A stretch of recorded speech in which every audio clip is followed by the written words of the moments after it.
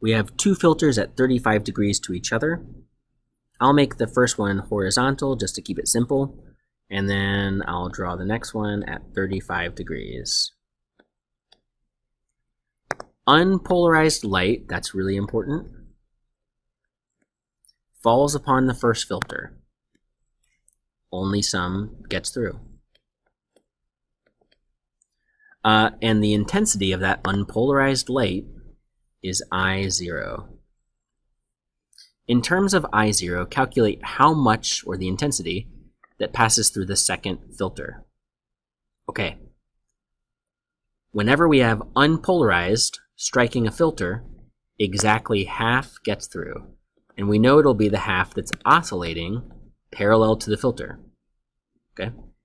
This filter transmits horizontally polarized, and it absorbs the vertically polarized light.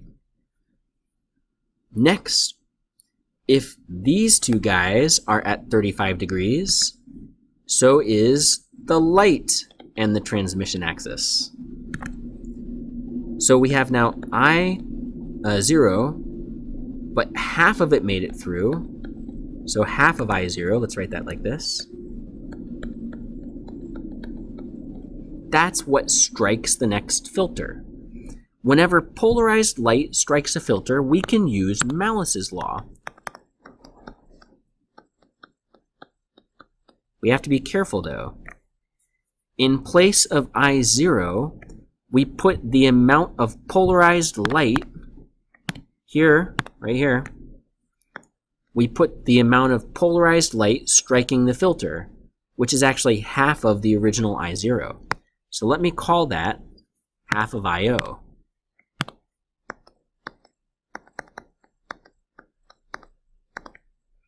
The angle theta is the number of degrees between the polarization plane and the transmission axis.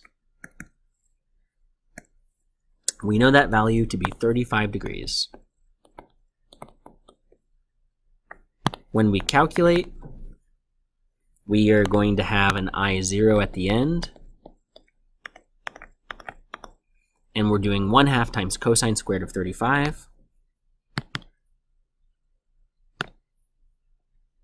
Square that, divide by 2, 0.34 times I0. Number 7, vertically polarized light, okay, let me draw that before I forget, strikes a first filter whose axis is also vertical. Okay, that's easy enough, all of it gets through. A second filter is placed next, okay, whose transmission axis is at 58 degrees. All right, let's rotate it. These are at 58 degrees to the first axis. And there's no question. We should be asked to find the percent of intensity passing through both filters.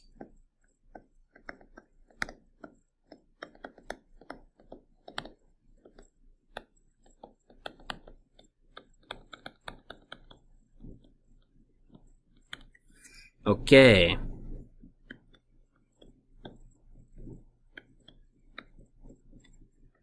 Well, this light, let me make it blue.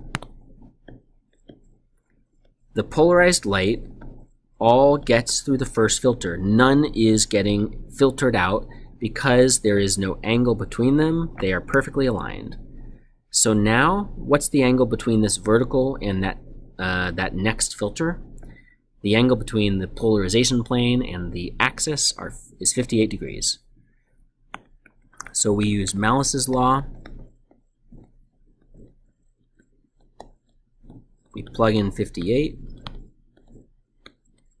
And if we divide, we get I over I0, the fraction that makes it through, the percentage that gets through, is just cosine squared of 58. Square that, 0.28, or 28%. 8. Unpolarized light passes through 3 successive filters each of whose axis is at 45 degrees to the previous filters. Okay, so I'm just going to pick a random direction to start out. I'll make it horizontal.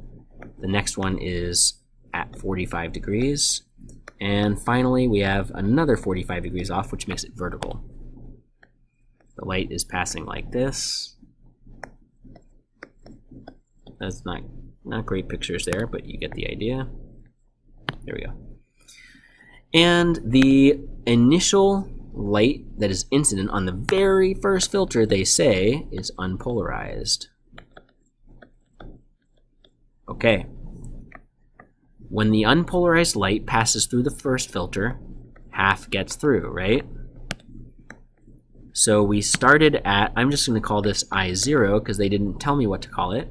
And now we're down to half because half of this unpolarized light is parallel to the to the transmission axis here. Next, we have now, oh, look at this. This is polarized light. Whenever polarized light strikes a filter, we use Malice's law. The angle between those two guys is 45 degrees. So the amount that gets out or transmits is what we start with, which is actually half of I0 times cosine squared of 45. And if you put that into the calculator, cosine squared is just 1/2. Okay. And what do we have next? The light has reduced in half. It's a quarter I0 now. And that quarter is at a 45 degree angle. It hits this vertical, so the angle between those two guys is still 45. And now we have a quarter striking. We apply Malice's law one more time. The amount that gets through is equal to the incident amount, which is a quarter of I0. Again, times cosine squared. And once more, cosine squared is 1/2. And so the final answer out here, the final I value, is actually 1/8 of what you started with.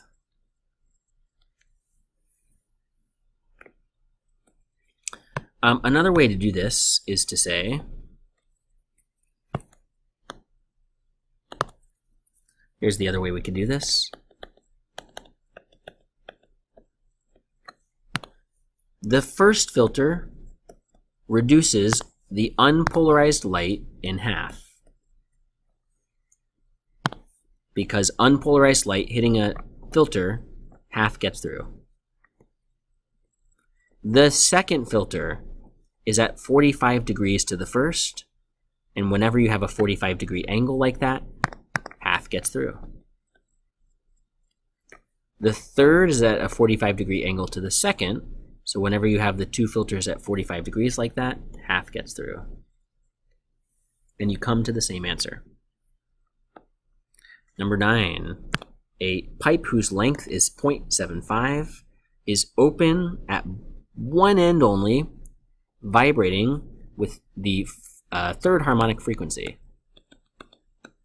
As soon as I see open at just one end, I think, okay, the harmonic number, which is 3, times lambda at 3, is going to equal 4L. Air travels through the pipe at a speed of 335. That's the speed of air in the medium. And we need to first draw the standing wave. Okay, so it's got one closed end and one open end. I visualize the first harmonic. Air at this edge cannot move, so that edge is a node. Air at this edge can move, which makes it an antinode. So my first standing wave would look like this. There's the first harmonic. And if I go to the next antinode, don't stop here, but I keep the wave shape going, that's what it looks like. If you want, you can draw the dotted line to show that the waves are oscillating between two different kind of shapes. And that would be our answer. Find the wavelength.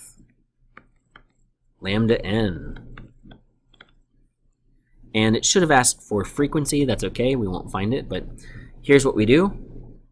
Well, we're dealing here with the third harmonic, so we say n times lambda n, 3 times the third harmonic, is equal to 4 times L. You solve there for lambda 3. If they had asked a part C, find the frequency in the third harmonic, you would just use the equation C equals F lambda. We know the third lambda, it's whatever you get down here. You know the speed, so you could just solve for the third frequency. Number 10. Here is a pipe, that's the length. Open at both ends, so immediately I see that, and I say n lambda n equals 2L. It's vibrating with the second harmonic. Air travels at this speed. Draw the standing wave. Open at both ends. Okay, that means these particles can oscillate really far. That is an antinode. Likewise, at this open end, the particles are free to oscillate, so they are an antinode as well. So we are going from an antinode, and we're not doing this. That's the first possible harmonic. I've stopped at the very first antinode, or the very next antinode. Instead, I'm going to include that antinode and one more to get the second harmonic. And you could draw, again, the dotted line showing the other shape the wave would take. Again, find the wavelength in the second harmonic. So we would use this equation. 2 is the value of n. We're finding the second harmonic wavelength. L is 1.25 meters. And we would solve for lambda 2. And it actually comes out to 1.25. Thanks for watching.